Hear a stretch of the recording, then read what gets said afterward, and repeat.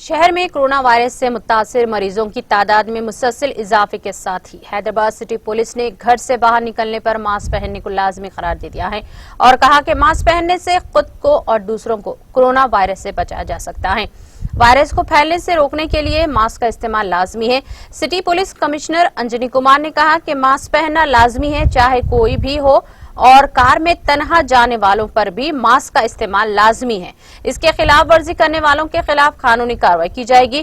Twitter समेत social media platforms पर share करदा एक रिकॉर्ड शुदा पैगाम में अंजनी कुमार ने दिल्ली हाईकोर्ट के एक फैसले का हवाला देते हुए कहा कि यहां तक कि अगर कोई शख्स कार में अकेले जा रहा हो तो ये लाजमी है कि वो मास्क पहनकर निकले। कमिश्नर ने कहा कि गाड़ी को किसी भी ट्रैफिक सिग्नल पर रोकने की जरूरत पड़ सकती है या वो शख्स खिड़कियों को नीचे से सड़क के किनारे से कुछ भी खरीद सकता है। इस तरह वो सड़क के किनारे फरोश के सामने आ सकता है। कमिश्नर ने कहा कि सिर्फ इसी वजह से कि वो एक तन्हा था कार में, इसका मतलब ये नहीं होगा कि कार अवामी जगह नहीं है।